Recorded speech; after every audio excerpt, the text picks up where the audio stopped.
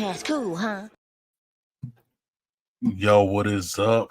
It is your boys Cam and Lex G back with another episode of the Way Past Cool Nerdcast, episode 10, as y'all can see. As always, I'd like to just start by seeing what's going down with my co-host. What up, Lex? How you doing, brother? What's cracking, brother? We are here for another episode. What are we on, like 10? 10, 20? bro. 17? No, right? It feel like we've been doing a lot longer than that. Is it 10? Is it 10? Man. It's 10, brother. Oh, wow. It's 10. Oh, my God. So, with episode 10, what I kind of had planned and want to do for y'all is every 10th episode, kind of want to bring y'all a top 10 list. I feel it's a fun way to break up what's going on with everything and all that. Give y'all a little bit more insight onto our likes, our taste, our interests, and things like that. So as y'all can see from the title, today we are going to dive into our top 10 favorite cartoons of all time. And this isn't anime included or anything like that. This is strictly cartoons. Adult cartoons are also included, or adult themed cartoons are included in this list. So it should be a little fun one for y'all tonight. So before we get into that, I know we talked a little bit about it off screen. How was your turkey day? As y'all know, turkey day just passed. How was your turkey day, man? Turkey Day was just that. It's Turkey Day. Fuck the white man's holiday, god damn it. Hope they all get fucking scalped. Okay. Fuck, I look like celebrating their holiday. That is horrible. Yo, my girl Nada, bro, she cooked a beautiful dinner. She was cooking like the niggas. Okay. As you can see, my son is excited about it too. She then made the greens with the ham hocks. Okay. The mac and cheese baked with the 4 block cheeses. 4 block. 4 blocks. Okay. Made some turkey. Yeah, she made some turkey, and then we had some sweet potatoes. I guess, like, you know, we do like mostly yams, but the sweet potatoes, they taste very similar. Yeah, yams and sweet potatoes taste almost identical. I know we probably gonna get flamed for saying that, but I don't care. I'll say I don't care. Right, I don't care about them either way, though. I ain't gonna lie to you. Yams, sweet potatoes, I just do not. You can mess me with them here nor there. I don't need them. So, but nah, that's what's up. Sound like you had a good meal. Oh yeah. And you know the leftovers always hit better. So I was sipping. I was drinking from like 11 a.m. to like midnight, bro. What was you sipping on? What was you sipping? Some bamboo. Okay.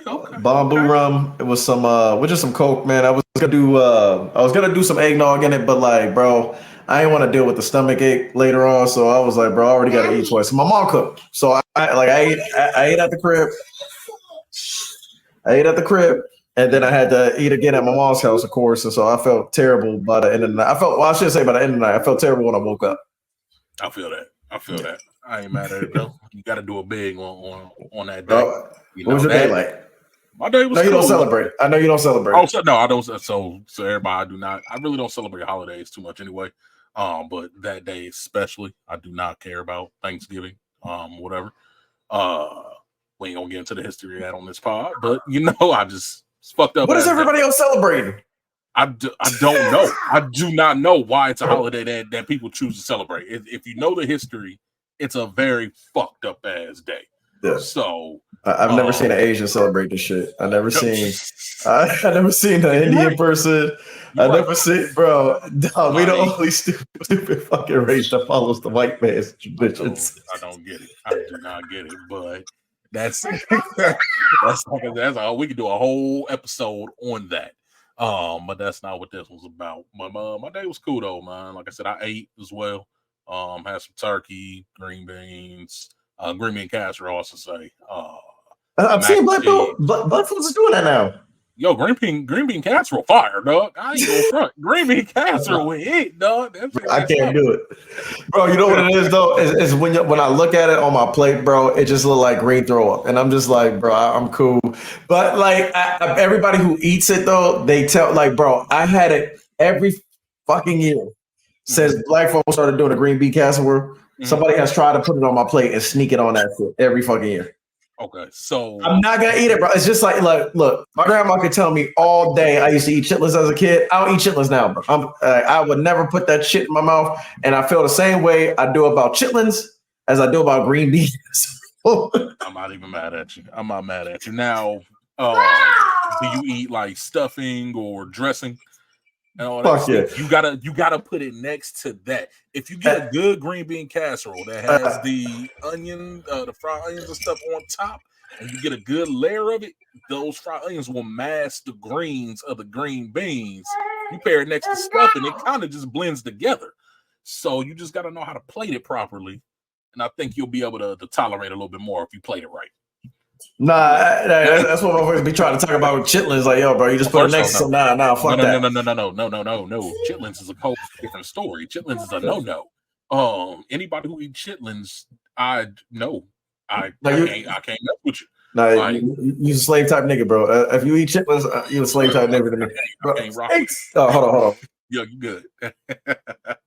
You good. As you can see, mascot is back today. You know, we love it around here. Got to represent the kiddos and our babies. Everybody out there, especially fathers taking care of theirs. Definitely gonna shout that out. Definitely gonna be represented. So, but yeah, man. So I know it's not. We ain't got too much for y'all today. We're gonna dive into this list. You know, we both kind of long-winded at times. Hold on, before the list. Oh, stuffing. All right, where all you stuffing haters? Yo, can y'all parents not cook?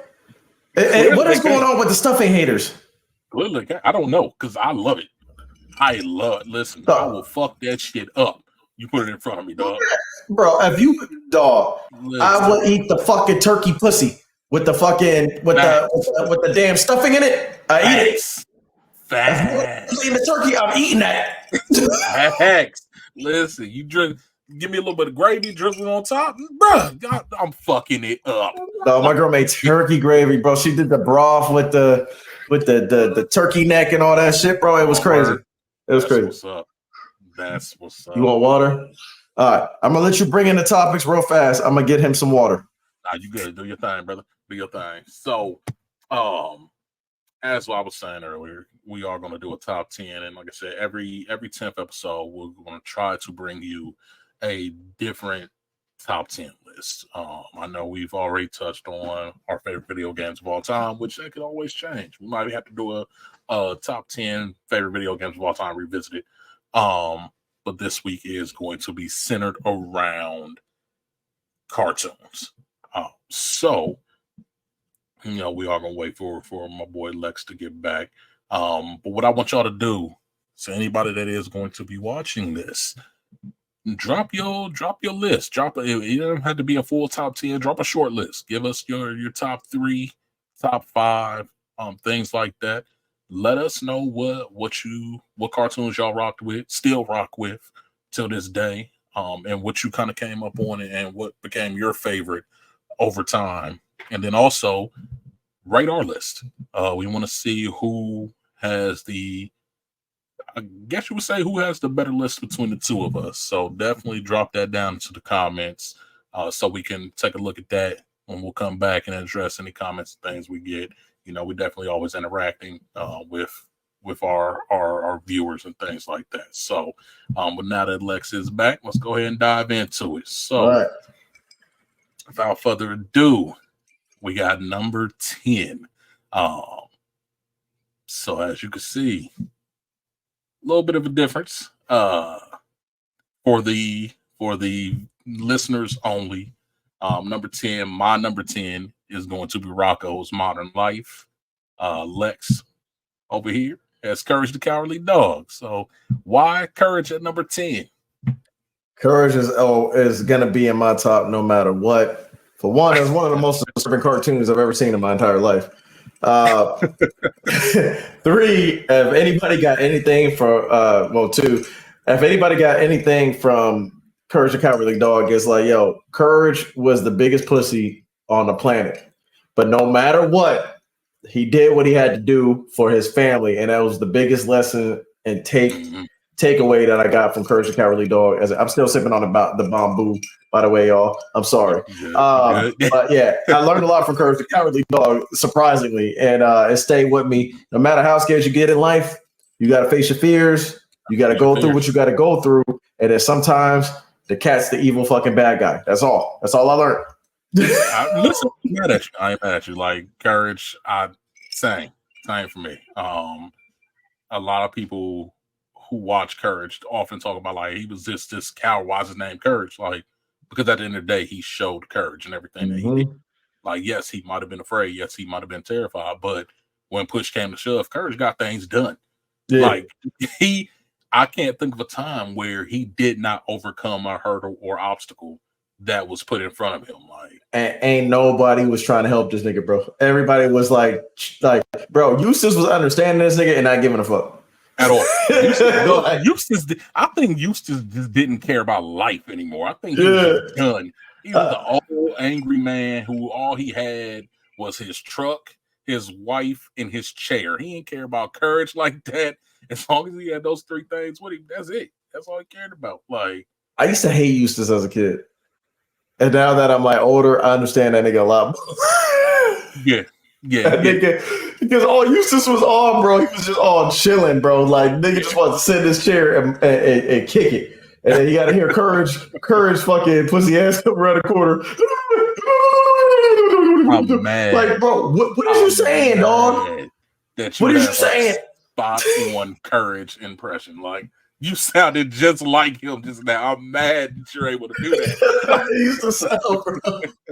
Yo, imagine you chilling in your chair, bro. Your dog just come around the corner saying that shit, bro. Like, bro, I want to read the paper. Listen, my dog came around the corner making that sound effect. I definitely know something wrong. Dogs ain't supposed to whimper like that. Like that's what that was. Dogs ain't supposed to be able to shapeshift either, but that nigga would shapeshift right in front of him, and that nigga would do nothing but get annoyed. That's hilarious. That's hilarious. Well, all right, so I respect courage. I see in respect, but what's up? I see. There's two animals up there. There's a wallaby up there. I see. That is one of my all-time favorite cartoons. Oh yeah, definitely. As Courage is one of mine. Yeah, Rocco this low. I mean, listen. A top 10 though. A top 10, bro. Like you got to understand how many cartoons are in existence though. Right. So we go. All right. Like I respect both number 10 spots. Absolutely. But man, Rocco was my shit. Rocco's my shit too. But there are 9 shows that I rocked with harder. Like I literally had to write my 10 out, and then I had to rank them after I seen them all on paper. And it was like there was some shifting and moving in there, but I don't know. But it's funny because I have actually seen. I put this together, so I have seen Lex's list. We have so many similarities in our top 10, but the positioning is a little different. It's hilarious. I've seen it. So, but yeah, number 10, Rocco's Modern Life. It was hilarious, top to bottom. Rocco and Heiferwolf's interactions and their friendship. They were the original SpongeBob and Patrick for me. Like when you really stop and really think about it, just you had Heifer was best friend that dude who was down, who had Rocco's back no matter what. Bro, the show was so genius. They had a pack of wolves adopt a fucking heifer. Yes. And for those who don't know what a heifer is, it is a cow, and this a steer, a cow, whatever you want to classify it as. Heifer was black. You want to know how you know? What's up?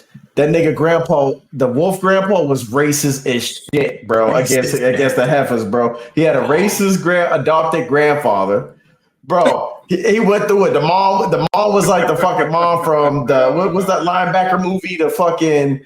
Let's say like the Sandra Bullock shit. The Blindside. Yeah, when a white lady tried to steal all the credit, bro. He had one of the moms. Like, bro, Hoover was a black man, bro. Adopted black man. They showed us what it was like. And he had a racist grandpa. I'd never forget that shit. That's facts. That's facts. But even though he was racist, the grandpa absolutely loved Heifer. I don't know what it was. He did. I don't know what it was about Heifer. I don't know if it was because he was adopted into the family or whatever. But the Was talking mad shit on that nigga though. Ride for Heifer Wolf. He's gonna talk cash shit, but he rolled for Heifer Wolf. But I mean, Rocco, like I said, the show was you had the big heads. Listen, bro, Big Head was one of the biggest dicks in television. Funniest, but dog, the funniest moment. Hilarious. What's up? Now, so I'm gonna take you back to one of the most classic episodes in the history of cartoons. Mm-hmm. Fucking Rocco and Heifer, for some odd reason, I can't remember the reason, when they had to dress up as Mr. Big Head, and then they snuck it. They snuck into that nigga room, bro. Yes. Bro, listen, when they snuck in that nigga room, and that nigga and Heifer just kept repeating wee over and over again, bro. I swear that shit stuck with me for my whole, like, bro, I think about that scene every 10 days. That's hilarious. That's how you know you love a TV show. When a show that came out back in the 90s still has you think about it every 10 days. Since the nigga Heifer, bro, because you remember it was at the end of the bed, bro. They kept saying wee. I'm like, why these niggas saying wee? It was you asking the wrong questions. Like, you gotta understand who's saying it in that moment. I told you he was the original Patrick. He legit was. Oh man, bro. And they used to claim that the Big Heads was ugly, but hey, bro, everybody wishes they had a Mrs. Big Head living next door. I can't rock with you on that one. No. Mrs. Big Head was trying to fuck. She was trying to fuck Rocco every day, bro. She was kind of the cartoon version of like Miss Parker without the look. Bro. Like the way she interacted with him, yes, she was definitely throwing it at him. As a kid, I was just like, she nasty. As an adult, I'm like, bro, yo, Mrs. Big Head was giving it up. So what you're saying is if you was in that universe, you was going. Bro, I'm getting some of that. I'm getting some of that frog pussy, bro. That's a fact. Nigga about to have her ribboning all over the damn house. Right. Yo, if I'm Rocco, bro, you about to have a half frog, half wallaby, baby. I'm going to have to trick Mr. Big Head into raising it. Yo, I'm wilding if I'm Rocco, bro. Wilding. I'm going to be a wild wallaby. That's hilarious. But, oh, my God. Rocco's definitely my number 10. Rocco made it cool to be broke. Facts. He made it cool to be job. And nigga went to work every day. Nigga had a house. Nigga had he was one of the original people living paycheck to paycheck. I remember that nigga had a penny to his name and tried to go grocery shopping. Nigga had 1 hour. 1 hour to get all the groceries he wanted for a penny. I never forget that episode. I was like, bro, this nigga was looking in the motherfucking laundry, the couch, anything, get money. He had no food, no eats. Fucking Spunky was over there with his rib cage showing, bro. I was like, bro, Rocco struggled. I relate to that. Right. Rocco definitely did the thing, man. So, but yeah, so that's our number 10. All right, what's number 9? Courage for Lex. Number 9. Oh, look at that. Look at that. Here's the thing, ladies and gentlemen. He gave me shit for putting it at number 10. He got it one place higher. Listen, I don't know if y'all watching the show, y'all see the trend here. Lex will talk cash shit. Talk cash shit. Have a shit ass opinion. Or in this situation, have a show that's one high. You would have thought that it was in like his top 3 the way he was talking. No. Now you got to move at least one. That one spot means something. It means something. It's a top 10. It means something. Yo. Samurai Jack as your number, and to be honest, I forgot that show existed during making my list. Oh, okay. During making my list. Samurai Jack is near dear to my heart, but I'm gonna let you get this one because I don't even have it on my list. So I want you to tell me how this show made you feel. Listen, this show took me to a place back in the day when it first off, I wish copyright didn't exist. because I You- wanted to play the theme The song intro, yeah. for every. Nah, Listen, nah, gotta nah, get nah, nah, nah. back to the past, Samurai Nah, Jack. nah, nah. Will Nah, I nah, nah, nah. Am Nah, was nah, in nah, his nah. bag. Mm. Will I Am was in his bag. So of Why course, he make that? Like, he didn't even have to do that, bro. he didn't have to do that. But listen, Will I Am at that time was all about Cartoon Network. Because remember, Cartoon Network had those what was that called? It was kind of like the Merry Medleys, but they had like the raps and the songs for certain shows. So remember he did that Back to the Lab for the Dexters and all that. So he was working. He was working with Cartoon Network back then and putting out fire. But Samurai Jack was a show about a feudal era samurai who got into it with the demon Aku. And as he was about to deliver kind of like the final blow to Aku wound up sending him back to the past or to the future, not the past, sending him to the future. And Jack then had to find his way back to the past to finish off Aku from what he couldn't do before. When I say this man took us on a journey, didn't say a single word the entirety of the show, but was able to speak without speaking, introduced us to the Scottish, Celtic, whatever. What was he? A warrior? You talking about? The Scottish cat that he wound Oh up. yeah. I think he's just a warrior, bro. I don't know what the fuck you call a Scottish warrior, honestly. William Wallace. I don't know. This is making me sad because I forgot one big thing because Samurai Jack just reminded me of. I wish I would have put Afro Samurai somewhere in my. That's anime. That's anime. That's anime. Yeah, you kind of no anime. I said no. What you mean? I guess so. Man, Sam Jackson. Oh man, Sam Jackson. That was RZA did the sound, bro. RZA did that soundtrack, bro. RZA did man, murdered it. Man, Samurai Jack was Afro Samurai before Afro Samurai was a thing. Like, yeah. Samurai Jack was I don't know. It was one of the most perfect TV shows back in the day.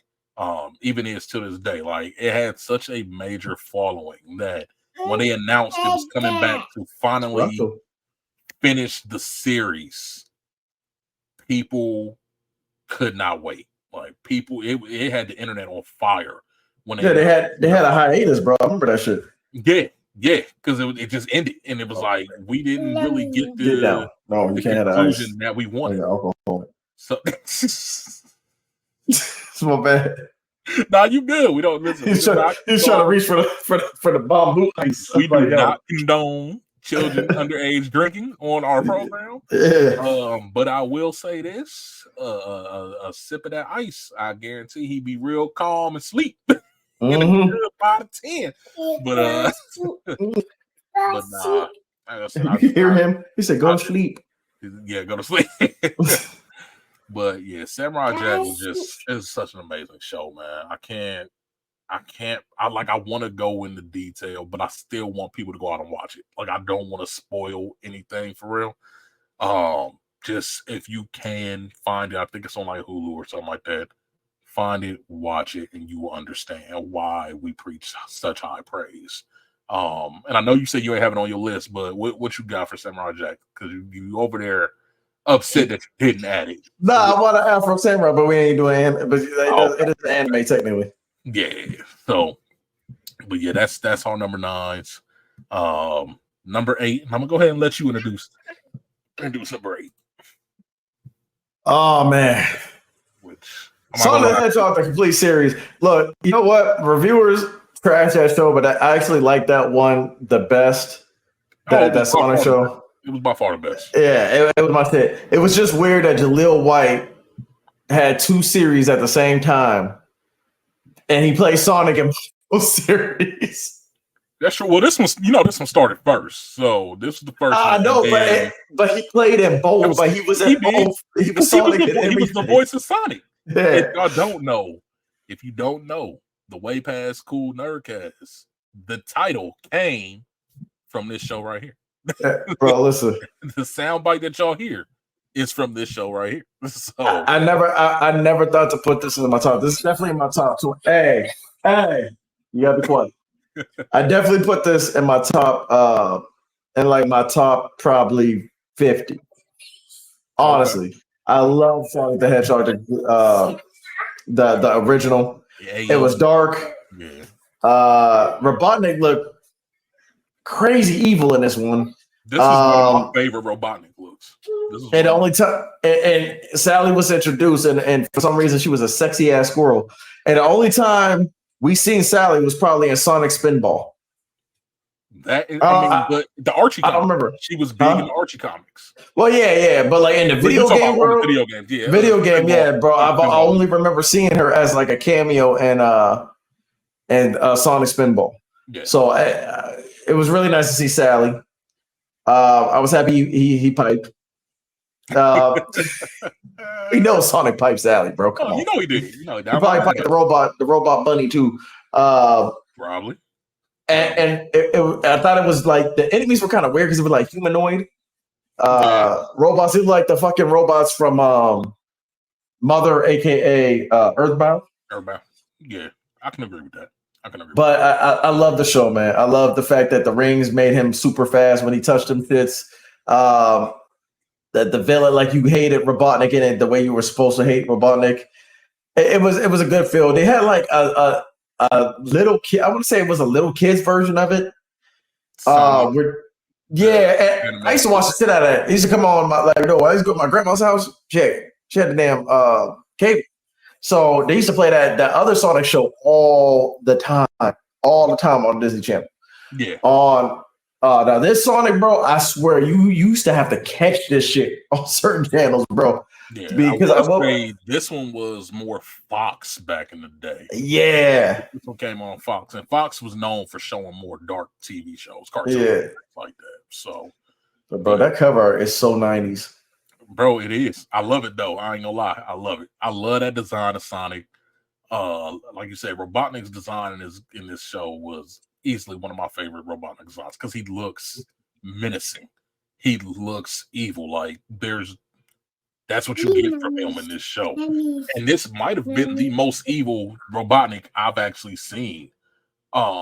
Even when I think games, shows, and things like that, like there was no humor from him. Have you seen the 1998 movie, the Japanese anime?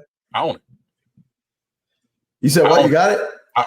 That's one of my favorites. I got the VHS. It's a white VHS. I own it. We couldn't do anime, but that's one of my favorite movies of all time. Yes, sir. That's one of my favorite movies of all time. First off, Sonic soundtracks always hit. That soundtrack is so underrated because nobody ever talks about it. Yeah. Nobody. That movie.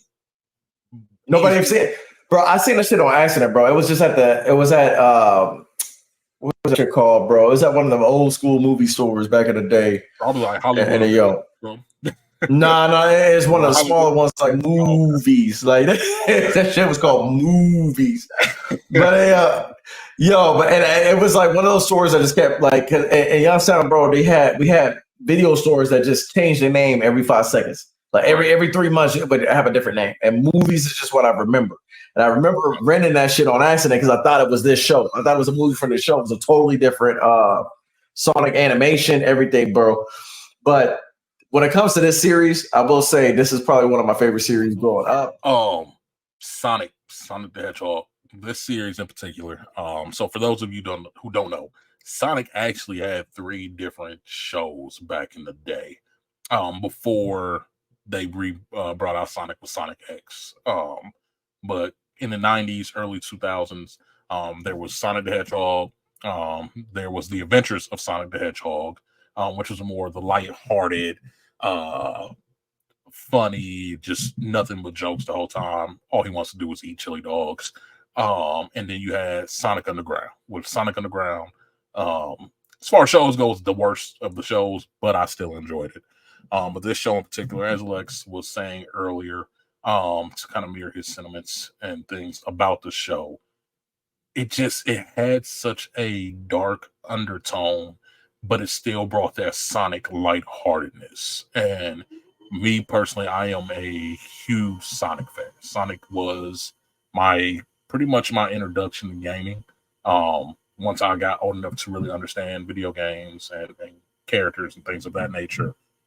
and he was just such a cool character. Like, again, this podcast is named what it is because of Sonic, and just the way that the character makes you feel, the sense of you can do anything. And one thing about shows back in the day is they always preach the power of friendship. Like, and Sonic was all about his peoples. So it was a mentality that I kind of developed because of Sonic and just the way he was and how he was for his people, and just his ideologies, his philosophies, and things of that nature. Sonic the Hedgehog, one of my all-time favorites. That's why it is at number 8. So, yeah, while we wait for Lex to get back, to talk about his show. Yeah. Well, Batman animated series.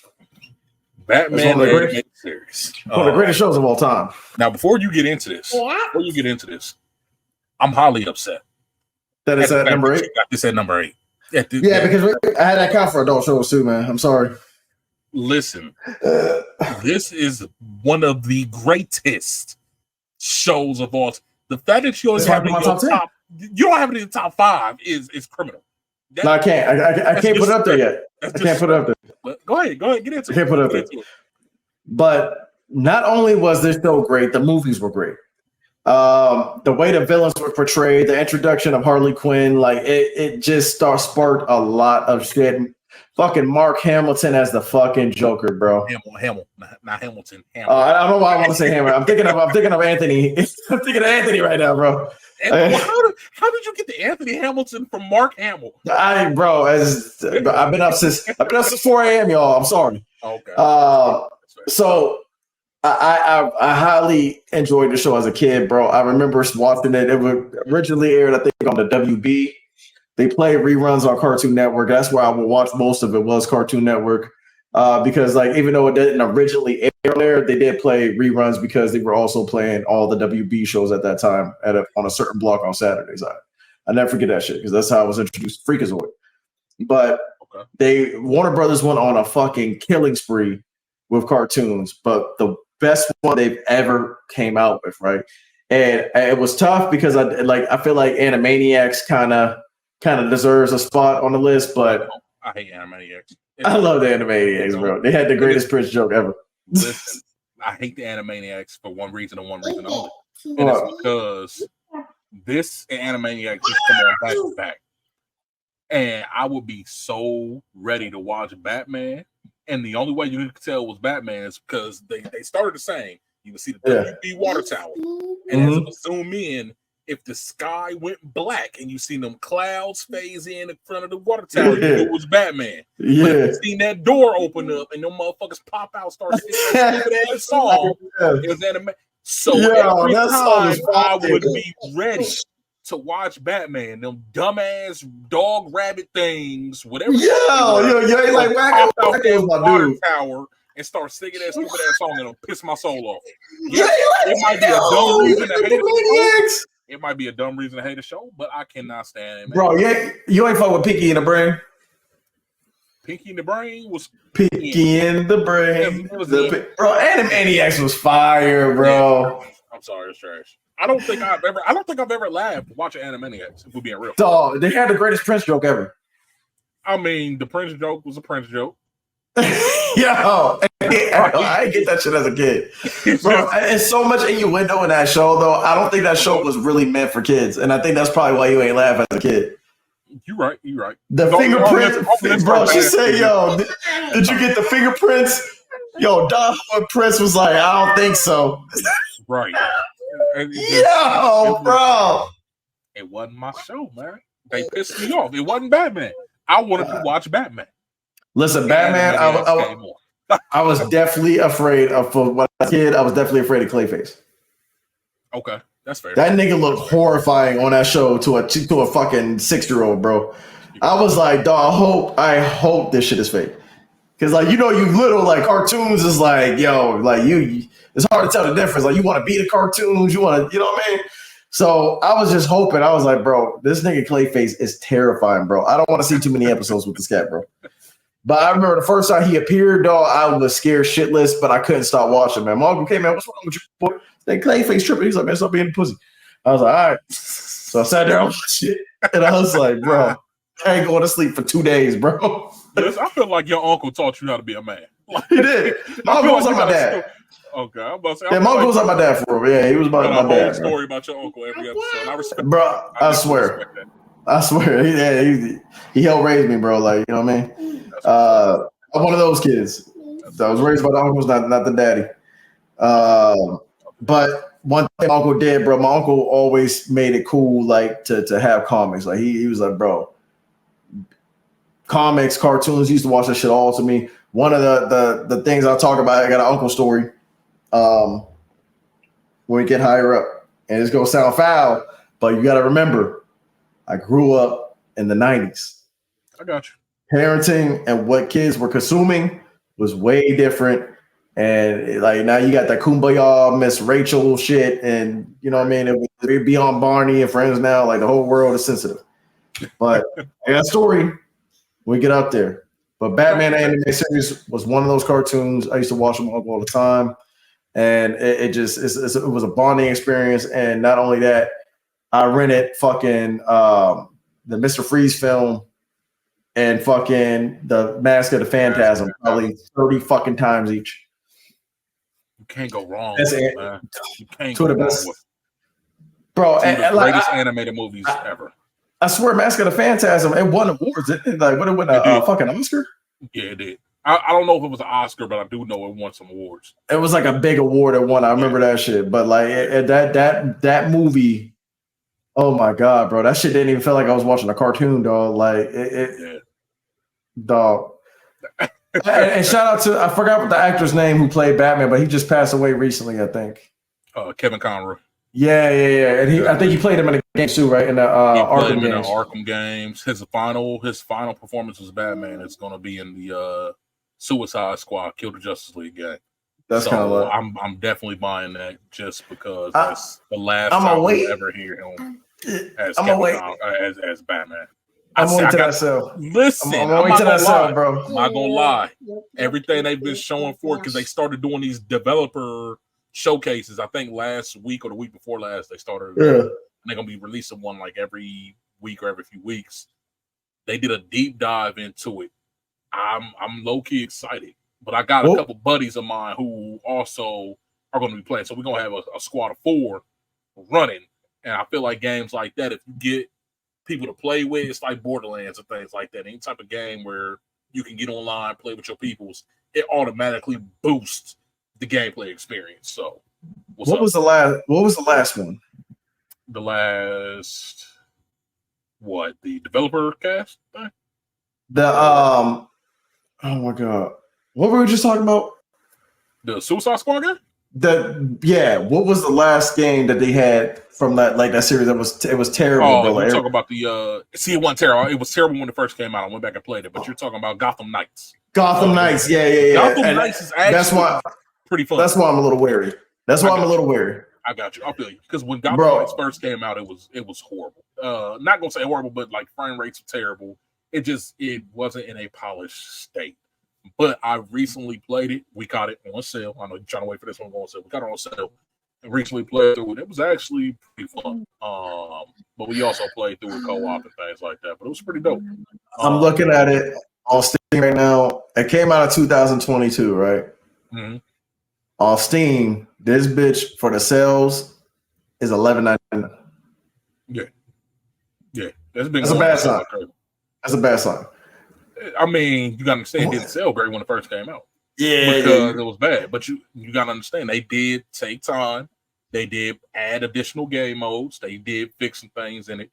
Again, I'm very critical when it comes to video games. Like, I will be honest with my reviews. The game is not bad.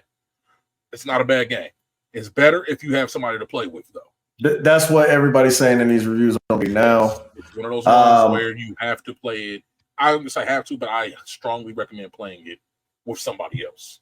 Because Yeah. that will elevate the gameplay experience. And then they added a 4-player co-op mode to the game. That way you can play 4 players through a set game mode. You can only do 2 players through the story, but this game mode allows you to do 4 players and things like that. And it's really fun. It's really fun.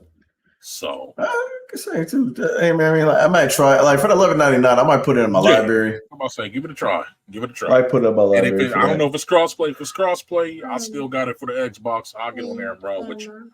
So, but yeah, so that's our number 8. Again, I am disappointed that he has Batman at number 8. I definitely have it on my list, but it is.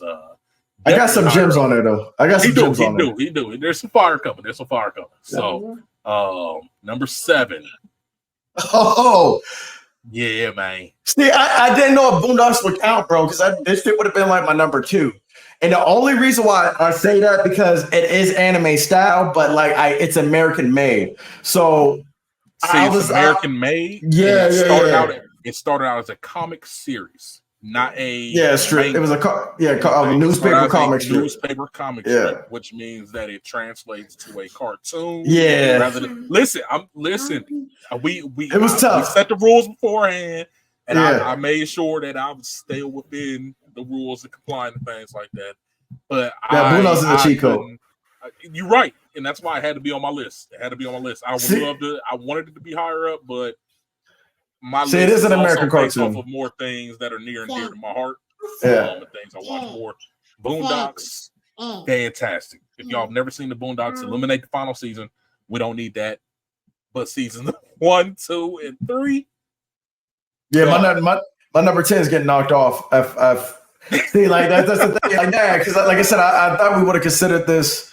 I guess you're right though, because it is American made, so it's not a true anime. It's just anime style.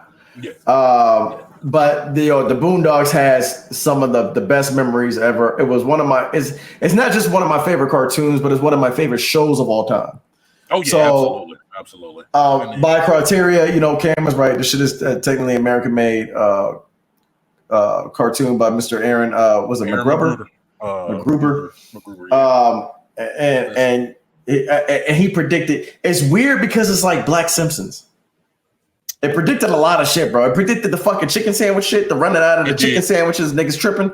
R. Kelly, bro. It did a lot of shit, bro. The Tyler Perry shit, like it did a lot of shit, bro. Listen, it did so much. The landscape of how people dress, like it touched on fashion and things like that. Mm-hmm. Remember Gangsta that made the long t-shirt that was turned into a dress with the ass. Listen.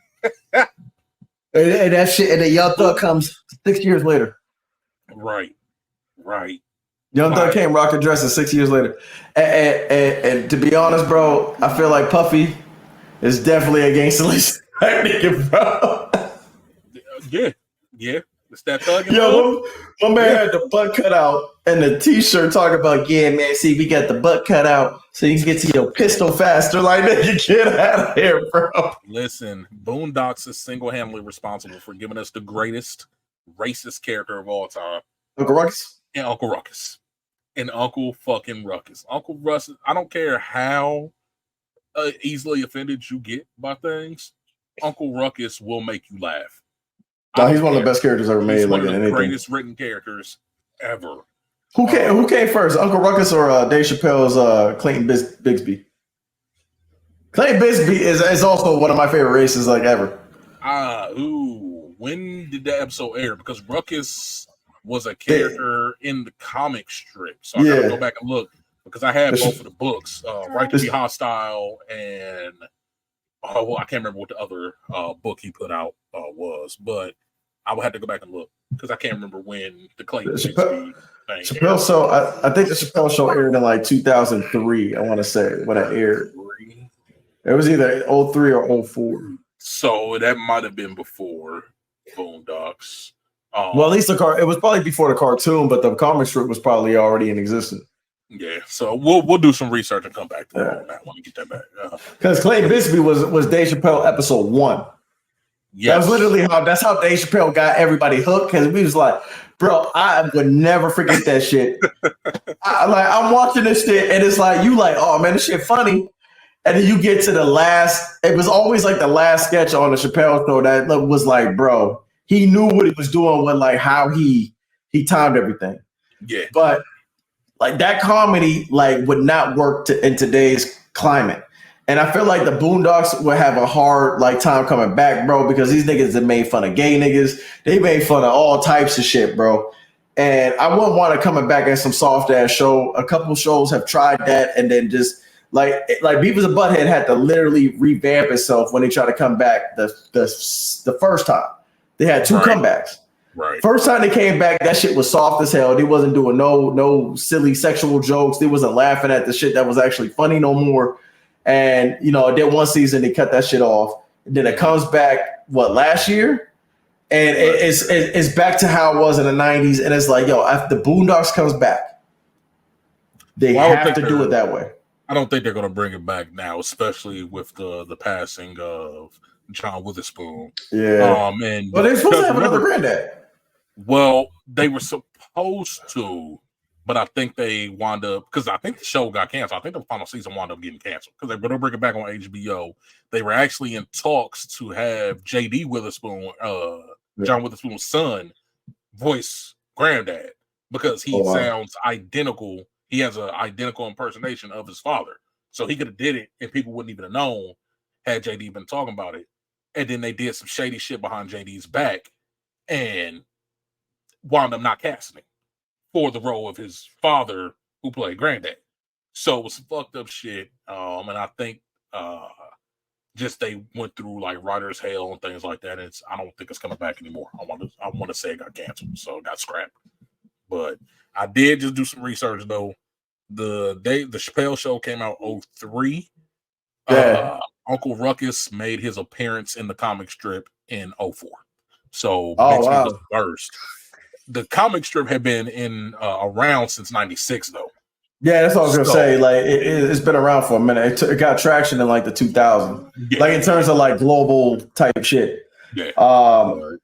So Boondocks has some of the greatest moments we had, especially in Black history, in terms of like a TV show. Mm-hmm. But Ren and Stimpy was a whole nother type of fuckery that nobody deserved to watch as a kid, but we fucking loved every moment of it. Yeah. I'll never forget the most OP character of all time is in fucking Ren and Stimpy, and that's the goddamn Powdered Toast Man. Now, Powdered Toast Man. That is the most random character. The nigga's head is just a loaf of bread, and this buff ass nigga like flying out the window backwards. It was the weirdest character ever made, but bro, for some odd reason, he's one of my favorite characters in anything. I don't know, because he was amazing.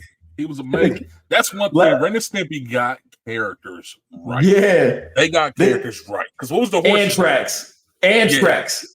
Happy, joy, happy, joy. Happy. Bro, niggas had 2 words and an ad-lib, and that shit was fire. First off, the ad-libs made the song. Listen, I'll teach your grandmother how to suck eggs. Listen, bro, they was wilding, bro.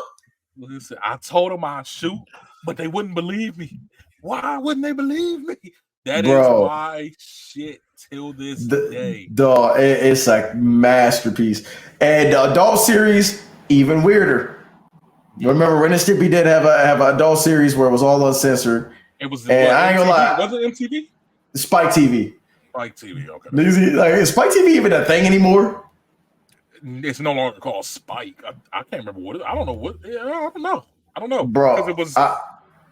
What did it start as Spike? What did it start as? Bro, being a boy, a young man, when Spike TV came out, was a nuts time period because women had Oxygen, they had Lifetime, they had all that shit. And then we got Spike TV that had Maxim Babes and niggas dying 100 times. What was it, 100 Ways to Die? 1,000 Ways to Die. Bro, Spike TV was MXC. wild. We got the Most Extreme Elimination Challenge was on there. We had the Man Show came on there late at night. They started doing the Video Game War show, I think, on that channel, right? That's where the Video Game War show started. Afro Samurai was on TV. Like Spike TV was wild. a great network. Spike TV suffered from the same fate like G4 did. Because remember, old school G4 was the shit. Let's not talk bad about. Like, I got to do the cross when we talk about G4 TV. Absolutely. Listen, I will never talk bad about old school G4. The niggas had like 3 good. You know what the problem with G4 was? That they didn't have enough content though. Because you got to remember, like X Play, they had like 3 big shows. X Play, Attack of the Show. What was the? I forgot the other one. But they got into animation. There was actually a funny like little digital animation show that used to come on there. I bought a couple episodes on like back in the 360 days. Mm-hmm. But like they didn't have enough. I don't think they had enough content on the channel because like if you on there to like 8:00 or whatever, like nigga, there was no more shows. It was either replays or they would just start showing infomercials. Yeah, and what do you got to do there? Like, you got all these other channels that are doing shit 24/7. So, shout out to G4 because for one, I don't think they charged any extra to have the channel. I think it just kind of came with whatever cable or like satellite you had at the time frame. Mm-hmm. But there was nothing dedicated to gamers at that time. Nothing. Facts. Before that, the only thing that was similar to for cable shit wasn't even TV shows. It was the Sega channel, where you could play whatever fucking Sega games. And I don't know if niggas actually remember that shit. I'm that old. It was popular in hotels. Hotels had the Sega channel like a motherfucker. I knew a person that had that bitch in a crib, bro. That shit was strange. We used to play Bomberman all the time. I didn't even know you can get that shit from home. I thought that was a hotel exclusive thing. Like it came with like a special cartridge, and then like your Sega had like a fucking, what do you call that? Like an aux. Okay. Like the aux cord, like the real aux cord, not the shit that we be plugging and listening to music, but like auxiliary fucking like cable cord. Yeah, okay. But man, like it was a great time, bro. But Ren and Stimpy, I think Ren and Stimpy was like 92, 93. It was between like 92 and 94. But Ren and Stimpy was like the show where it was on. Your parents had to question if it was a kid's show. I remember mom was like, "What the fuck you watching?" I was like, Ren and Stimpy, man. Stimpy's ass cheeks is out. They booty bumping each other. Like, if you look at that picture, bro, that's the most sus picture that you could have picked. And it was that shit is probably if I remember that pic, and that's an actual like logo picture from the show. It is. All these look at these niggas. All these logos I picked. Look at the butt cheeks. Look at the way they expanded. Look how happy the niggas is to rub butts. That's the happy joy for you. That's the happy joy. Ren and Stimpy was definitely a gay couple for your ass. There was definitely a gay couple, but I enjoyed that show way more than Will and Grace. I'll tell you that much. That's an amazing joke. That is an amazing joke. Before we get canceled, number 6. Avatar: The Last Airbender. It's respectable, but I never watched the full thing. Oh my god, you fucking up, man. You wanna know why? I'm one of them cats that shitted on Avatar because I was like, that shit ain't no anime. But you're right, man. I'm one of them niggas, bro. I'm one of them niggas that refused to watch the whole thing because I felt like Americans and white men was still so much that we was biting off of Japanese culture or that's just listen. Basically, I'm ignorant. Your haters, though. This is your. I'm ignorant, bro. No, I'm ignorant. I meant that. I'm ignorant because everybody, like, bro. I think my girl loves Avatar, bro. No, Avatar is one of the most amazing TV shows, man. Yeah, and I don't shit on this show. I don't be like, oh, it's complete garbage. I just be like, some people be calling it anime. It's not anime. That's all. It's not anime. It's American made. It's not anime. Because if that's anime. It blurs the line of anime because, and I think the reason people classify it as anime is because of the action in it. The way that the show was choreographed and the action things are animation style, but it is not anime. It is a cartoon. By that logic, we could say Dexter's anime because it had mad anime elements. It did. And so, like, I get it. Some people make the argument, well, anime actually stands for animation and yada, yada, yada. Fuck all y'all. Yeah, I hate those people. Shut up. Stupid shit. No, anime, we all know what the fuck anime is. Yeah. Are you going around calling Dragon Ball Z a cartoon? No, that's a fucking an anime, bro. So we're not doing that. You don't call a Japanese comic a comic. You call that shit a manga, nigga. Right. So we're not doing that. But yeah, Avatar: The Last Airbender, man. It's one of those shows that could be classified as a perfect TV show. The lessons it gave us, the character. This show was one of the first cartoons that really put a major emphasis on character building and character development. Which was something I feel like not a lot of cartoons was doing back in the day and things of that nature. But it really told a story from the different perspectives of every character that wound up coming to this ultimate culmination of Avatar Aang ascending to that Avatar state, bringing about peace and an end to a war that could have led to the destruction of everything. It was a love story. It was a story of struggle, a story of overcoming depression, overcoming adversity, like just in an overall amazing show. And we're not even talking about the action sequences, which were top notch at the time. Like the way this cartoon animated fights was kind of like the equivalent of what Matrix did for the action genre. How the Matrix came in and kind of changed the game of how action shots were shot and the different techniques and skills that were implemented. Avatar did that same thing. So, yeah, Avatar, my number 6. On your end, I say we got Dexter's Lab. Dexter for one reason and one reason only. You better not say his damn mama. You better not say that his damn nigga mama had a donkey on her, bro. Listen, I was jealous as hell when that nigga Dexter got to ride on her ass, bro. And just all right, King, stop. So if you can't be quiet, you gotta go. So who you taking? What's up? Who am I taking and what? Who you taking? Dexter's mom or Elastigirl? Elastigirl got more flexibility. Okay, I was gonna make sure you picked the right choice. No, she got more flexibility, bro. Like, she able to turn her body however the fuck she feel like, bro. Tighter. Okay. I can make sure. Yeah, wider. Whatever. Nah, Dexter's mama was thick. Dexter's mama was definitely thick. And she stayed in the kitchen. Okay. See, she was whipping, bro. She was whipping, bro. Bro, did you ever see them cats when he was at the dinner table just smashing? It was. This is a different time period, brother. She was seasoning that food, bro. We could not be like she stayed in the kitchen. Like, she did stay in the kitchen. I get it, but that should not be a selling point for you, bro. That's a selling point. I don't give a yo. Fuck these city girl bitches. Hey, fuck these city girl bitches. Yo, my girl cooked a whole Thanksgiving dinner. None of these fucking bitches you girls look up to, Sexy Red, all these hoes. Nah, that's all they know how to do is give up dry pussy.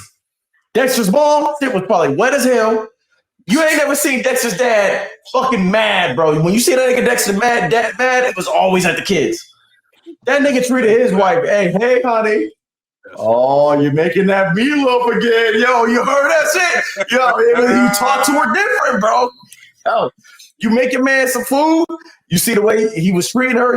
He had the little pipe in his mouth, reading the paper. Motherfucker had no cares in the world. That's facts. He ain't give a shit if Dexter had a whole lap of his. Yo, he was knocking Dexter's mom's boots. That fat ass he was coming home to every night. I don't even know what Dexter's dad did. I know that nigga was happy. What did he do? Bro, he always had the pins in it. No, I always assumed that he was also a scientist. Was he a scientist? Kingston. Knowing him, he was probably an accountant.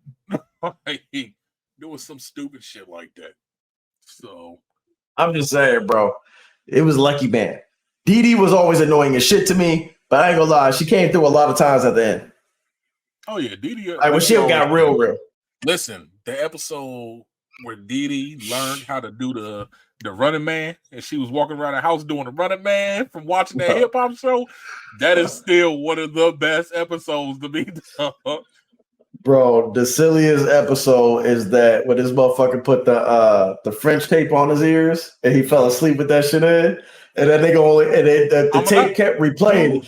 Yeah, bro. And it was like something about eggs, or like it was like, yeah. And every time he say that shit, motherfucker was getting paid off of it too. And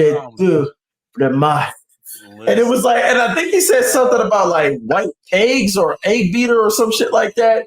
It was something cool, but nobody understood what he was saying, and it was the only thing he could say. So he would just say, Literally, all he was saying was cheese omelet. That's what it was. It was something with eggs, bro. I knew. Cheese omelet. Bro, greatest show. Bro, who the fuck? I remember they had, you ever seen the band episode? Which one? There's a banned episode of Dexter. I kid you not. This is not no fan made shit. Okay. But it got banned. I don't know. I think it got airtime. And I remember seeing a commercial for like a few seconds.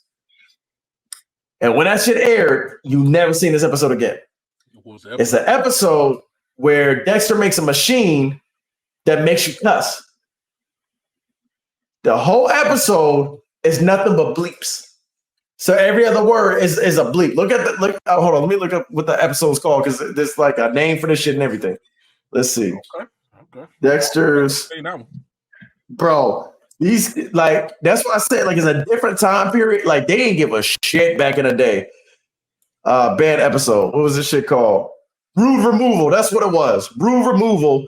And then the fucking the icon at the beginning, like, you know how they used to show like the little picture art before the episode would start, and they would show like the name of the episode. It was called Rude Removal. And then Dexter had his pants down with his ass cheeks out. And then Dee Dee was just like, and the whole thing is like, yeah, like the machine either it like makes you rude as hell, and you can remove it. But like Dexter had the whole episode, he was just cussing. But like you couldn't hear it. All it would be was like, beep, beep, and he was going off, dog. Yeah, they banned the episode. I'm gonna have to look that up. That sounds bro. Okay. You can still watch it on YouTube today. You can still watch it on YouTube, bro. It's hilarious, dog. Okay. And I never forget what they did for the kids on that show when they had a little boy who made the one episode, and it was like, "You are stupid. You are stupid." And don't forget, you are stupid. Yo. That's some shit. Dexter was different, bro. They did a lot of shit, and then like it felt like you had to say so. When he played that episode, it felt like as a kid you had to say so and like some shit. So yeah. I will always forever love Dexter. How it made you feel when you watched it, the animation, the bright colors, and then the dark ass film that they had for the finale. Like it was just a through and through great show. The Justice League, the Brackle Crunk. Come on, man. Yes. Yeah. This nigga name was Crunk and he was purple, bro. Yo, that shit was hilarious, though. The episode, one of my favorite episodes, when they went over to Japan, and you found out that man had a whole ass Megazord for the family to battle kaijus. You couldn't beat that shit at that time frame, bro. And like I said, like Powerpuff Girls made it up there. Like that whole era had a vibe, bro. Listen, you had Powerpuff Girls, Johnny Bravo, Dexter, like dog. That era was crazy. I do want to do a greatest cartoon villains list, and if we do that, spoiler alert, the Boogeyman from Powerpuff Girls might be my number one.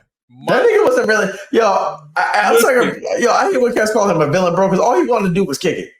That's it. But you know, the show painted him as a villain. So, yeah, he wants you to kick it forever. Yeah, y'all understand? Like, I don't think Thanos is a villain. Period, point blank. We'll get into that later on. Thanos is not a villain. Thanos was the hero of the saga. Bro, imagine a nigga making you dance for the rest of your life. Listen, the way my man's got out that car and slid across that floor with the limo, bro. Blame it on the buggy. What the limo? He might be my number one just because he was charismatic and his song and catchphrase was fire. That shit was fire. All right, we gotta move on. We gotta move on because we coming up on what? We already at an hour. What is our number 5? Number 5. Nigga, Chippendale Rescue Rangers? Yes, nigga. Yes. Chippendale motherfucking Rescue Rangers. What you got bad to say about it? What you got bad I just didn't think it would be number 5. Listen, this over Rocco? Listen, this is again, all my picks are centered around like my childhood and how they made me feel. This was a show that I would literally watch with like my mom. Like it was between this and Rugrats for me. You like this better? You like this better than the Goof Troop? Yes. Like Really? between all those shows. So between all those shows that came on, because it was Goof Troop, it was Chip and Dale, it was DuckTales. You had Tailspin. Chip and Dale was my top one. Darkwing Duck was in there too. Chip and Dale was my number one as far as a complete show goes. Now, if we're talking like intros, because that could be within a whole other list within itself, songs and things like that. I don't know if Chip and Dale's still gonna be probably top 3, but then that's where I would like DuckTales will probably be the number 1 if we're talking. Chip and Dale's was huge. Like that. Chip and Dale's was huge. But as far as a overall show, bro, Chip and Dale was it for me, man. Like back in the day, I wanted to be like a detective back in the day and shit like that. And the fact that that's what they were kind of like a detective agency rescuing and shit like that. You had Chip, who was Indiana Jones inspired. Nah, that was my nigga. The resident idiot. But that was my nigga, bro. Yo, see, Kes don't be like Kes be on the resident. You can call them idiots. I just think they funny as hell, bro. Oh, he's hilarious. He's literally falls into that category of like Junior Kyle, Waldo. No, he ain't that bad. Junior Kyle wasn't always bad though. Junior Kyle wasn't always dumb. He was only dumb because they wrote him dumb after like the first 2 seasons. Season two is when he became stupid. First season. I'll give you. I say Chip and Dale's perspective because I didn't watch that shit like every chance I got. I'm so happy you didn't put the other one up there with the fucking bears or whatever. There was another one that was similar to this shit with the bears. Baloo. Like it was like Tailspin. I can't say Tailspin. Tailspin was terrible. Yeah, I hated Tailspin. Chip and Dale's. And to be honest, when I was a kid, I used to always like get them confused when they would come on because I'm like, bro, I swear these are the same concept of shows. They just swapped out the animals. No, it was completely different shows. I know, but that's how I felt as a kid. Like, you don't remember? You got to understand, Disney back then used animals for everything. Even now, they use animals to represent, the different shows and things like that. You remember when they was trying to get us to discover shit like Chadell's, DuckTales, fucking Tailspin. Like, it was all niggas trying to discover shit or find shit or treasure or whatever. Yo, we don't get that no more. No, we don't get that no more.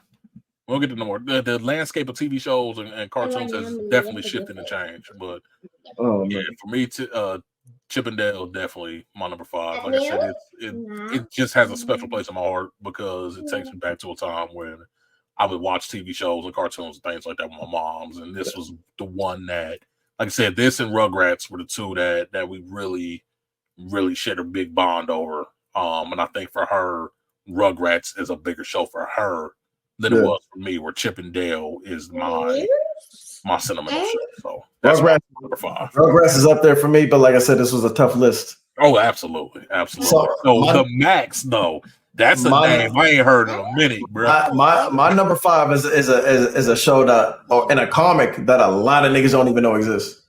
Facts. The Max they did like a marathon one day of this series. Like they just launched it in a whole, like it started at like 10 a.m. or some shit on a Saturday. That bitch ended at like 4 o'clock.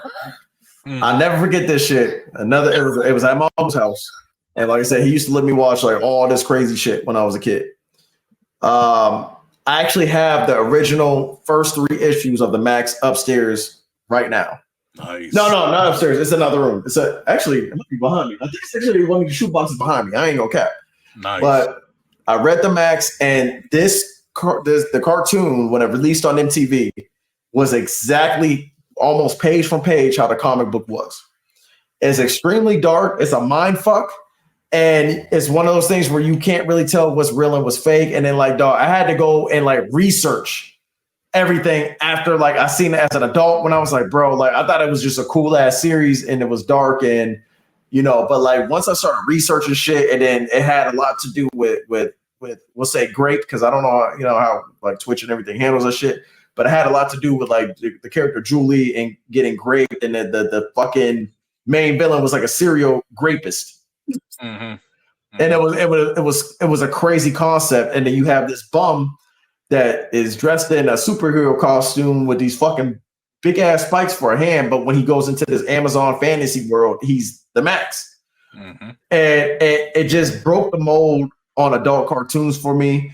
It was, it was airing at the same time as The Head Saves the Universe. A lot of people don't remember The Head Saves the Universe, which I wish that would have got a little bit more traction. Yeah. Because it was a crazy concept at its time frame. And, you can buy these on Amazon right now. Like I own the Max. Like it only had the one season because it was a mini series. Mm-hmm. So you could go on fucking Amazon for like $15-$20. You can get the Max and watch it right now. But if you watch it, this shit is an art masterpiece. It's one of the best storytelling I've ever seen in an anime series from the 90s in terms of just the concept of the Max. Like it deals more with mental health and issues than anything else. But just how they did it was incredible. You got this chick who's like a social worker type of thing, and she's gone through her own trauma, but you don't really know her trauma until near the end and why her and Max are so close and why she's always protected. And you think is him protecting her, but at the end of the fucking thing, you realize it's her protecting Max. Yeah. It was definitely a beautifully written show. Yeah, beautiful story, beautiful animation, and it feels like you're watching a comic book when you're watching it. So if you have not heard of this, which a lot of people don't, I wish I owned the glow in the dark copy of the first issue, but I do have the first original issue, first three, and even the comic was fantastic. I don't want to spend too much time because I don't want to ruin shit for people if they haven't seen it, because like a lot of people don't even remember the Max even existing. Yeah. But it's my number 5 for a reason, and it's because it's one of those things where you feel like you in like a secret society, and you know about like right. You've run into a person that knows the Max, bro. That shit rare as hell, bro. Listen, when I seen it pop up, bro, I got chills. I was like, man, I thought I was one of the only people that actually seen or even knew what this show was. So that definitely made me happy. And I definitely second everything you said. Yeah, check it out. It's one of the goals, man. And like in my opinion, like I said, some people feel different, but in my opinion, the Max is one of those shows that is just the comic book. The show itself is one of the greatest experiences you'll have in animation. Yeah. If you have not seen it, hey, lady, Lex G is here. I'm on the phone. But how you doing, baby? I love you. But yeah. All right, so we covered that. Let's go to number 4. See, we can't go over Courage again, but no, we're not. Courage the Cowardly Dog does deserve to be on everybody's list. If it's not in your top 10, it should be at least in your top 5. That's all I can say about this. We don't got to touch on it again. We got to touch on it. Everything you said earlier, I'll bring it back. Respectable 4. Respectable 4. I'm not mad at a nigga for putting it at number 1. At all. All right, so let's touch on yours, because this is another show that I used to love religiously, but like the Max, niggas don't remember about it. They don't know about it. So you might, if you are our age, you might remember the toys. They were Polly Pockets for boys. I had them. I wanted one so bad, bro, but at the time frame, it was actually kind of expensive back in those days, like for the time period. So my mom never got me. And I want to go out and I want to try to find them on eBay or something like that, just to have them in the background, just because, every fucking grown man has a dream of reliving his fucking childhood and the things he missed out on. Absolutely. But Mighty Max was one of the darkest fucking kid shows I've ever seen in my entire life, and I absolutely loved it. If you know Lex, I'm a fucking Berserk fanatic. One of my favorite mangas, as you can see in the background, all those black and red books, all Berserk mangas. Now, what was close to heartbreak was Mighty Max. Mighty Max literally ended with everybody dying, and then they had to reverse and go back to the beginning, and that was the last episode. Like, oh, everybody's dead. Let's go back to when Max gets the hat. It pretty much was the feeling that y'all got when Thanos snapped everybody out of existence is the feeling that you got during the end of Mighty Max. And they literally had to do a complete reset of the universe in order to fix. I remember the bird. I remember the pitcher's name was Virgil. Mm-hmm. And the buff ass fucking bodyguard, I cannot think of his name, but his death was the worst to me. When I was a kid, I was definitely afraid of tarantulas. And then as soon as Virgil, listen, as soon as Virgil showed that plaque of that spider eating him, because remember, everybody dies in a prophecy. Yeah. Besides Max, like, King, why are you spitting on my monitor? Stop doing that.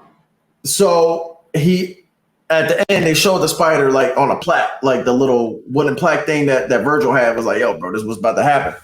My man was not scared at all. All of a sudden, I'm watching this 20-foot fucking tarantula eat one of my favorite characters on the show. And then that was it. It was it. I was like, yo, why are they ending this show like this? And it was like one more part after everybody dies. And everybody, like, Virgil gets tucked, the fucking like Max is the last one left. And then something happens where like they go back to Max's party where Virgil and the bodyguard first meets them. And you get the knock at the door. And it's starting all over again. So I'm guessing Max has like a second chance to change everything. Because ultimately it was a failure. Like, you go through the whole entire show, all this crazy shit they're going through. Had one of the coolest looking fucking villains ever, bro. You could tell that nigga, he was a nigga. He had like the skeleton nigga with the spawn cloak. Yeah. Was one of the coolest villains I've ever seen, bro. He was super evil. And I swear, was that Tim Curry? I think it was. Bro, yeah. I think it was. Hold on, let me check because I swear that was his voice. Although the Barbarian looks like Tim Curry, if you look at the Barbarian's face, right? Favorites Tim Curry. But, yeah, Skullmaster was Tim Curry. Yeah. Yo, Tim Curry don't get yo. You know, everybody talks about Mark Hamill, but like, let's talk about Tim Curry, bro. Tim Curry was that dude. Tim Curry, his role as what was his name? Was it Wadsworth in Clue? Yeah, Role playing the butler in Clue. That was one of the best roles I've ever seen in a film. Oh my goodness! He had me guessing the whole film. Right. The first off, we got to talk about that movie one day on the pod because the way they shot that and the way maybe it happened like this, and they took alternate scenarios. It had like 5 different endings. I loved it. Loved that. Dog, that was one of the best movies I've ever seen. Absolutely. As a kid, because it was so nostalgic. But Tim Curry was the villain of Mighty Max. And it's sad because I feel like a lot of people don't remember Mighty Max, so I had to put it on my list. Yeah, Mighty Max was amazing. I love the show, man. But it's one of those things where I know you said earlier you feel like it was a second chance to repeat it, but I kind of took it as it was just a never-ending cycle. Like, it just kept going over and over again. Yeah, because of the way the prophecy was, I felt like it was just going to continuously repeat itself. Even scarier. Which is fucked up concept. It's even scarier, bro. Yeah, but yeah, we're going to go ahead and move on to number 3. Check out Mighty Max if y'all have never seen it. Oh, it's a fucking masterpiece through and through. So, number 3. Woo! Yeah, we getting into that territory right now. For me, SpongeBob SquarePants. I could have so I can't put this on my cartoon list. I would have to put this on literally the greatest films of all time list. Listen, I get that, but it's still a cartoon. But it's like the Boondocks where it's a cheat code, bro. Like, it's not fair. It's not fair. That's why the Simpsons ain't on my dick, bro. See, I got both of them. Fuck the Simpsons. I can't stand Simpsons. That's another conversation for another day. I forgot you said that last episode too. I cannot stand the Simpsons. But listen, SpongeBob, the first 3 seasons, basically make a conversation and a list of an argument, I should say, for the greatest cartoon ever. But how the fuck do you even come up with this concept?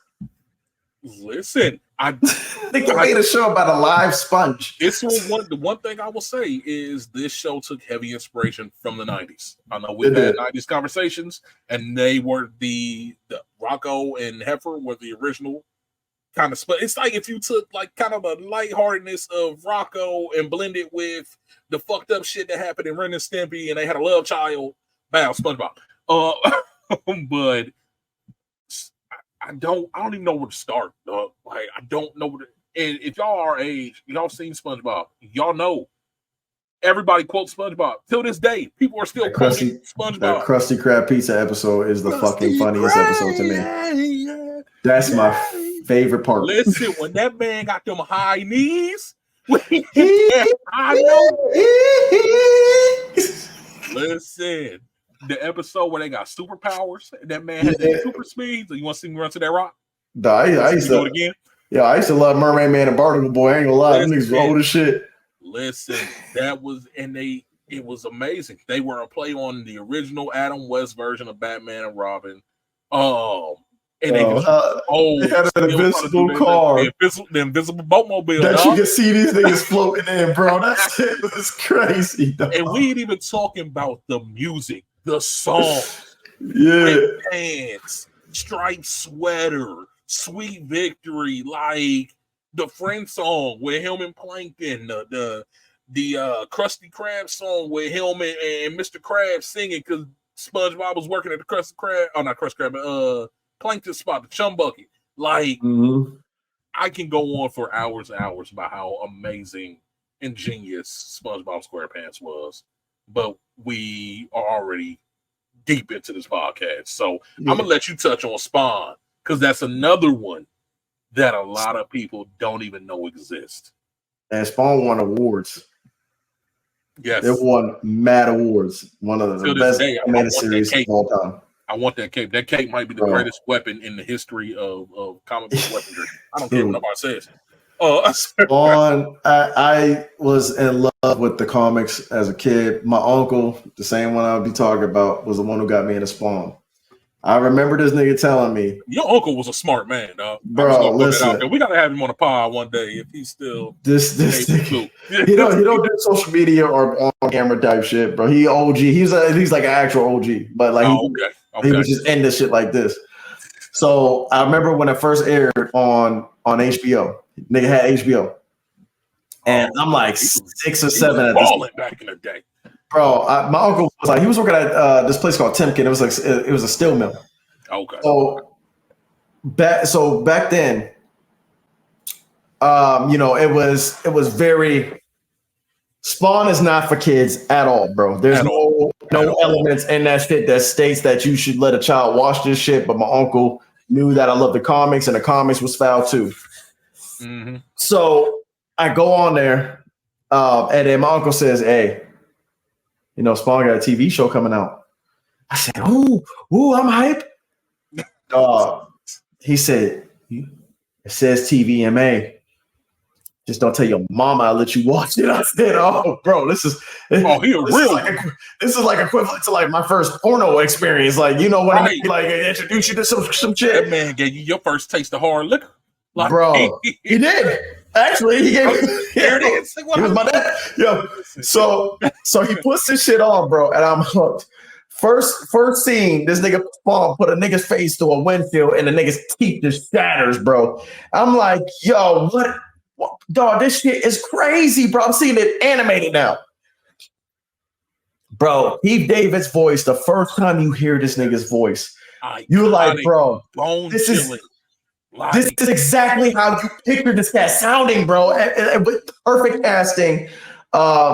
This is how you felt for Spawn during the whole entire Wanda thing, bro. Like losing your girl to your best friend and you don't remember you gave your best friend permission. Like, yo, that's some crazy shit to go through. But Spawn himself, bro, Jason went as the villain. It only made it to 3 seasons, but it wasn't because it was, falling off as a show. It was just the simple fact that I don't know if it got banned, but I heard there was some very big controversy with the series. Mm-hmm.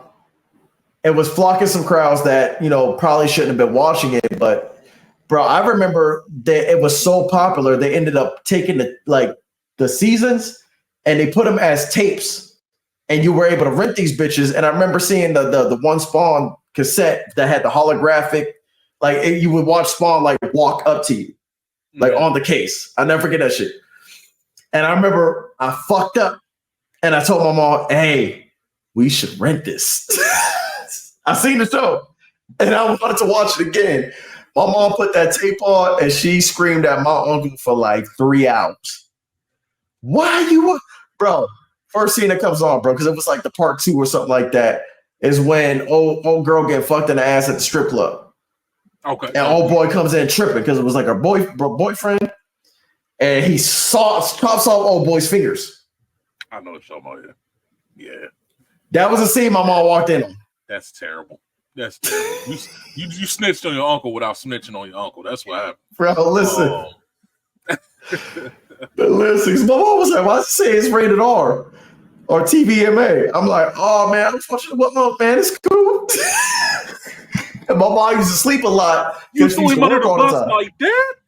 I was like 6 or 7, bro. I didn't know, bro. I was just trying to sneak. I was just trying to watch that shit, bro. Spawn is one of my all-time favorite experiences as a kid. Keith David's voice, everything about it, bro. Jason Wynn being the ultimate villain and him being just a regular dude was kind of crazy when you think about it, bro. Because he was just doing business with demons, bro. Yes. And the Violator, I love John like was almost the Violator, but the animated series Violator was by far superior. Oh, by far superior. By far superior. The animated series is actually scary. Yeah, bro.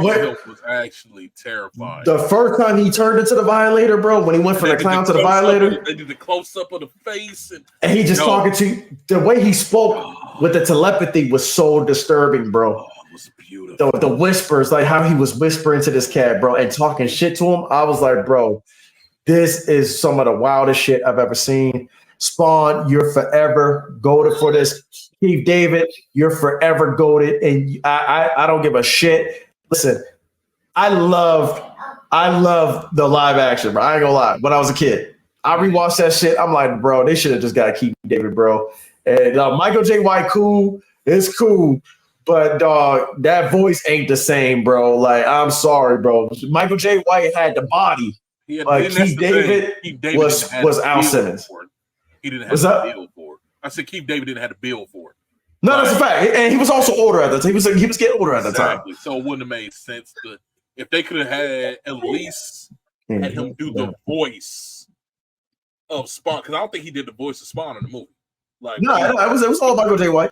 Yeah, so if they could have had him at least do the voice when he was in costume, I think that would have helped. But we would have never got Michael J. White would have never got his break if it wasn't for that film.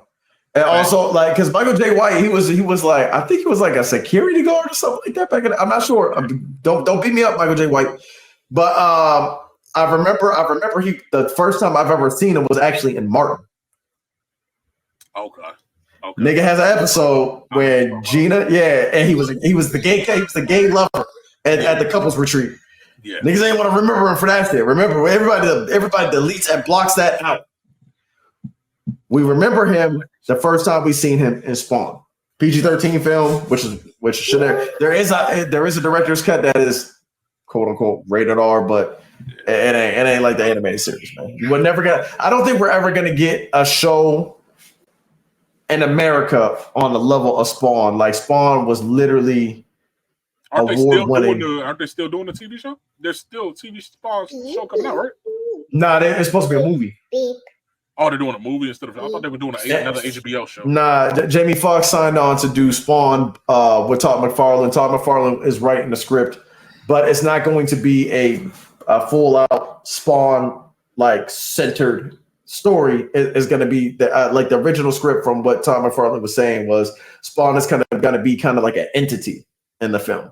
Gotcha. And he wasn't going to have that many words, which is okay. But Jamie Foxx is allegedly playing Spawn. Okay. The thing about it was I'm not mad at it either, because if you watch the series, you see a lot with Twitch, and I forget the fat cop's name. Oh my God, I'm drawing a mind blank. I'm tired of shit. But it was going to be more focused on the detectives, and it's going to be more horror than it was going to be action. So Spawn you're going to see Spawn fucking up people here and there, but it was about the investigations on what was happening in the alleys. Gotcha. Okay. So I think that's an amazing concept, and it was supposed to be a horror drama, not a horror action film, which is what Spawn is. Like, there's a lot of action in Spawn when you get deeper into the stories, but the original Spawn comics went over a lot about what hell was like, and also the the fucking mental trauma that Spawn was going through becoming a Hellspawn, and then seeing his life. And I think Al Simmons is one of the greatest characters ever made. And shout out to Todd McFarlane for putting some shine on black men, because in the 90s we didn't get that much. Yeah, we had Black Panther, we had fucking Power Man and all that other shit. But and Blade, we can't forget about Blade.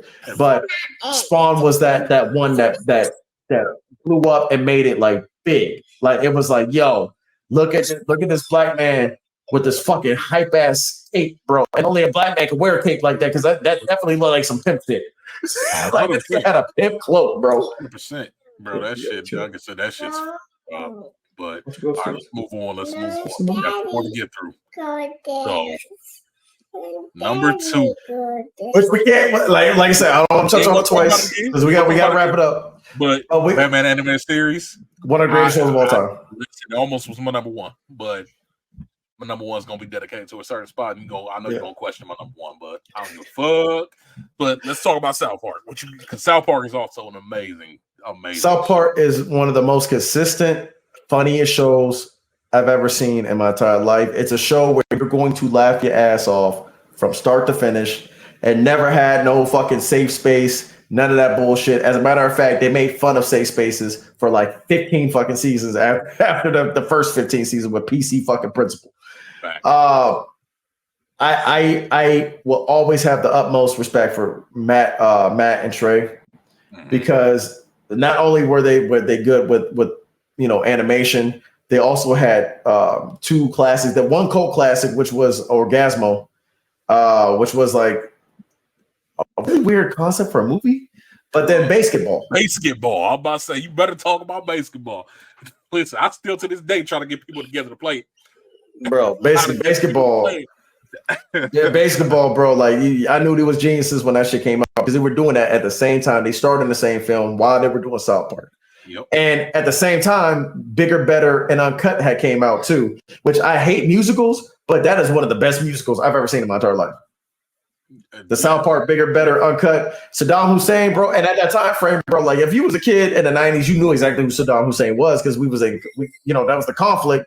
And then making Saddam Hussein Satan's gay lover, and the way they portrayed him as a womanizer, bro, was fucking genius, bro. Because he treated Satan like shit. He really did. He really did. But the characters, man, from Chef Towley, man, it's just a classic, bro. Even the Biggie Smalls episode, bro, with, how they made him like Candyman dog. Oh my god.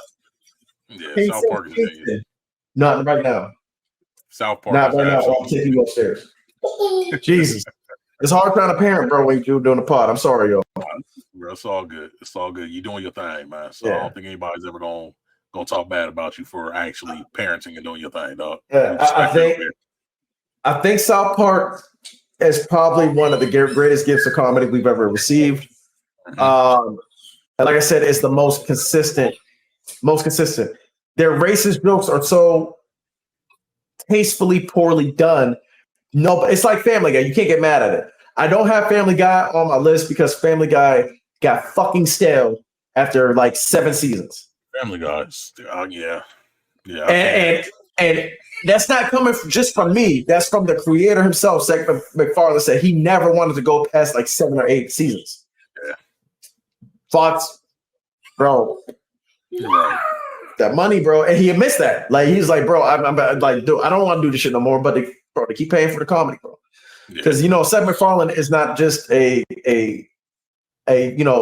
genius behind Family Guy. He's also a musical genius. He's also American Dad. American Dad to me was superior, and at a certain point in time, bro, Roger's my nigga, bro. Listen, I can't stand American Dad as a show, but the songs in that are all fire. Chain. Like it's not hot enough. Daddy's gone. Bro. These songs were crazy. I need him to drop an album, dog. I need him to drop an album. Like, why would you come out with that idea to make this nigga the greatest R&B singer like of all time? Like that shit is crazy. Oh no, but it works. It works so well. Oh man, but also South Park also has some crazy musical numbers. The J-Lo episode is a fucking classic, but everybody remembers Mr. Jefferson. Yes, sir.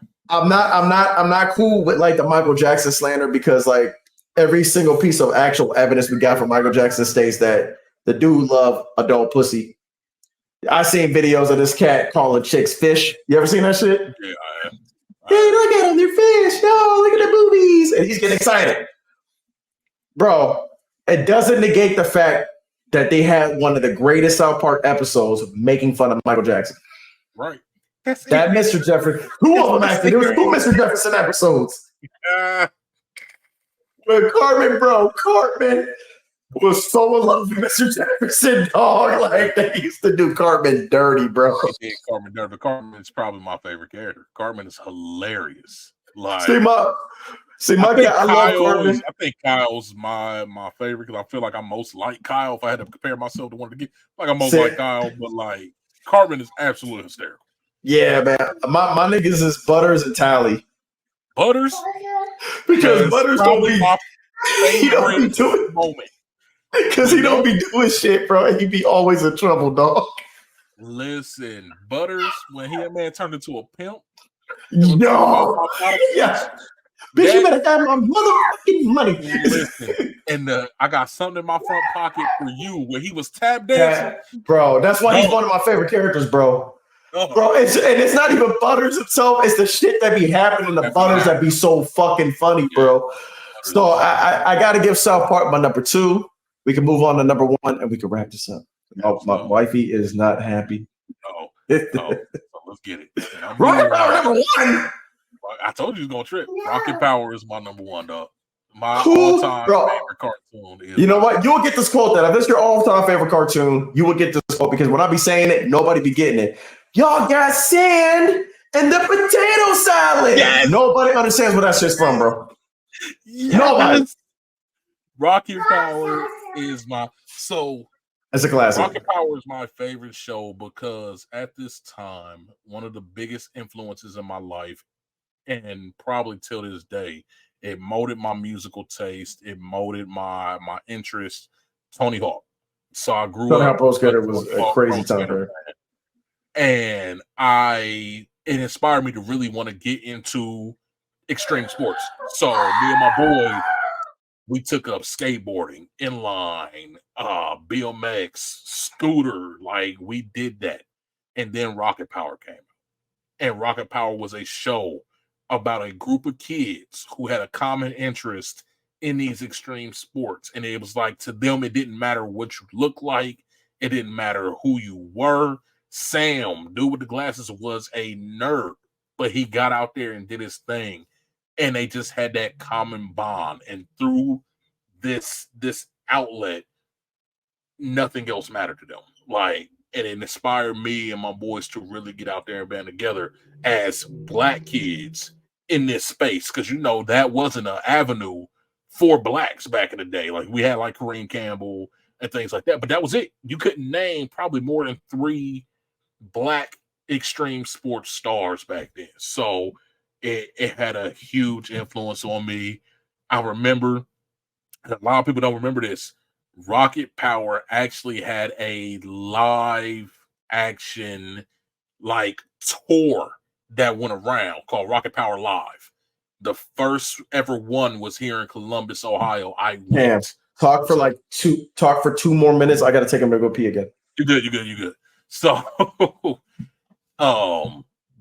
Rocket Power live action Rocket Power event. They brought people, skateboard ramps and things like that, and they essentially put on a few episodes in the form of live action skating. So it was just an amazing time. Gave us some unforgettable quotes. Like I don't know, anytime it comes on to this day, if I hear that theme song trigger, I am on it. Like, Rocket Power, undefeated, number 1 TV show, or not TV show, but cartoon of all time for me. And I don't see anything beating that, like, anytime soon. Just, it had too much of an impact on my life. So Rocket Power, you're number 1. No, it's not even a question. It had too much of an impact on me. So Beavis and Butthead It's got multiple layers with me. But one is the only show that has when I watch it, I'm crying watching how stupid these fucking dudes are. Dumb as fuck. But that's what makes the show so fucking genius. Because if you listen to the dialogue, everybody else is like highly intelligent, functioning human beings, and these two dudes can't stop laughing to save them lives, their lives. At everything's perverted to them. But when you remember being a kid, in your head, every fucking teenage boy thinks just like this. It's real talk, bro. It's just the fact that they had no inside voices, bro, and that's what made the show so great to me. It was like the epitome of 90s fucking culture. Them roasting music videos. They do that, and on the newer episodes, they roast YouTubers and shit like that. It's still great. Mm-hmm. Like I said, bro, these dudes are pop culture. They're still like from music to everything that their little adventures in the show. Everybody, Kingston, not right now, buddy. But this show made me feel so, I don't know, happy with Kingston. Oh, hold on, working.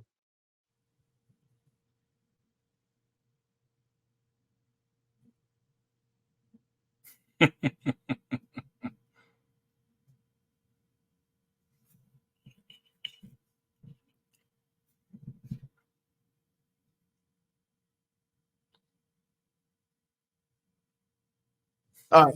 So this show has a piece of my heart that I wish it didn't. My biological father, actually, I used to watch this with him. He used to let me use his tapes. And he kind of introduced me to him. And I don't know, I didn't have that many bonding moments with my real father. So Beavis and Butthead was one of those things. Mm-hmm. And so it stuck with me.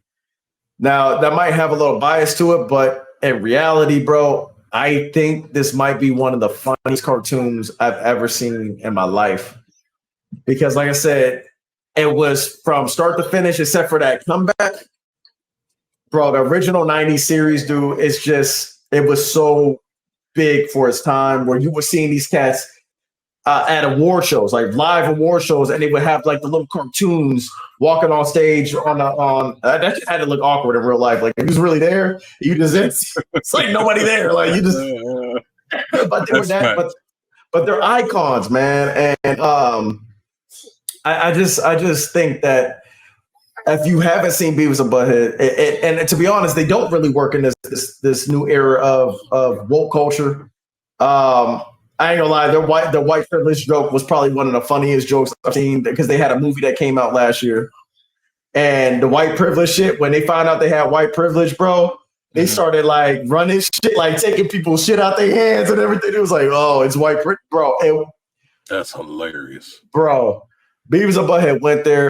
Shout out to Mike Judd because not only did he make Beavis and Butthead, he also made King of the Hill. He also made Office Space. Like he's a comedian. Office Space, like a right fucking movies, bro. Our favorite part is when they beat the shit out of that printer, bro. That shit was so hard. That shit was hard. The fuck does that mean? And nigga said in a backyard. Bro, motherfucker started stomping it in slow motion. It's one of the most gangster ghetto boy songs I've ever heard in my life, bro. Classic. But I will forever love Mike Judd for that. I will always remember the ending of Beavis and Butthead, how heartbroken I was when they ended the show the first time in the 90s. And I remember like because I think the last episode was like Beavis and Butthead are dead, and the whole town thought they were dead. Yeah. And so people were having memories, but nobody can think of any good memories with Beavis and Butthead. I mean, but that's genius writing. That's what I'm saying. Like it was genius, bro. It's making the watcher think of all the good memories that they had personally with the show, whereas nobody in the show had good interactions with them. At all, bro. So it was actually very genius the way they did that. And it spawned a pretty good spinoff. Daria was actually I liked Daria when I was a kid. I fucks with Daria. Yeah, it was fun. Like I said, I understand her a lot more too as an adult. Yes.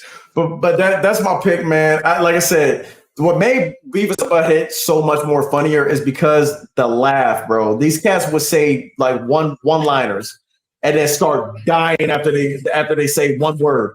And I think that's what made it so funny is because like it was one of those things where Mike Judge is such a genius. He's like, yo, if they're laughing, you're gonna laugh.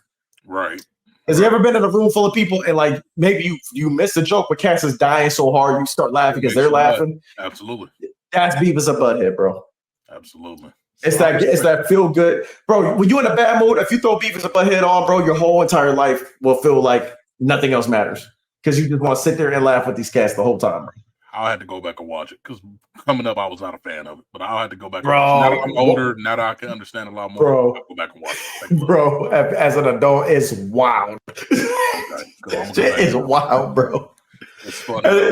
Like these cats is they lightweight psychopaths. Like when you really break them down, like it looks like they just dumbass teenagers, but like the shit they was doing was mad criminal. Like in a lot of episodes. Okay.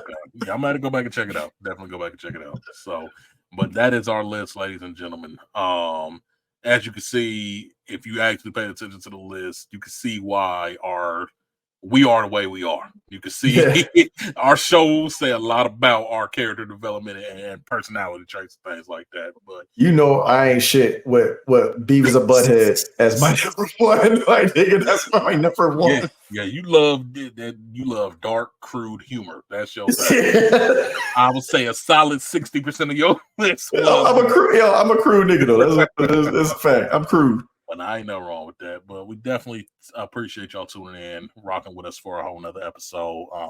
10 episodes in. We just getting started, y'all. Just getting started. So we love doing this. Love coming to y'all each week. And we definitely appreciate y'all tapping in with us. I know you got to jump off. So you got anything for the people before you split? I have taken a hiatus from Twitch just until next week because I am working a lot. I won't say what I do for a living, but let's just say during the wintertime is our peak season. So I'm working way too many hours to be a dad, a gamer, and everything else I do in my life. So I got to pick being a dad and doing this.